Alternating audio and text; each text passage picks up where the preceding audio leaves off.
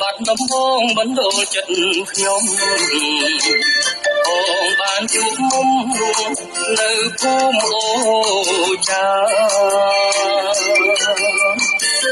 បងប្រឹងសំឡឹងភ្លេចមិននេត្រា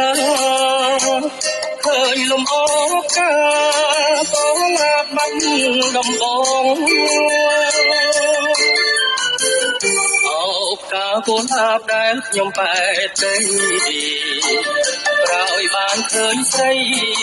រៀមបែបនសងសូមបានเป็นកាកូនអាបបាត់ដំបងមកបីត្រកងជាគូវាសនាបងនឹកបងព្រួយខ្លាចមិនបានថ្លៃលឺអ្នកដតីបងចង់បែងផ្កាបងនឹងប្រញាប់ប្រាប់ដល់មេបាចូលស្ដីជីវ៉ារៀបការតាមច្បាប់លីខិនបងមួយផ្ញើកុលាបស្រីស្នើសុំចូលស្ដី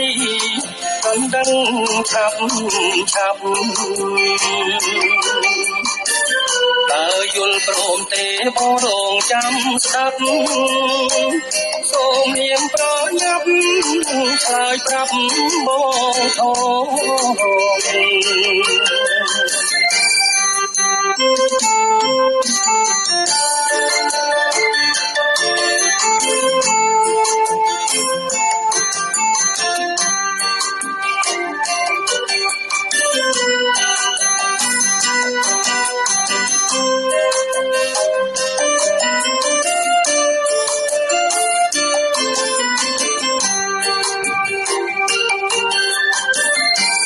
ប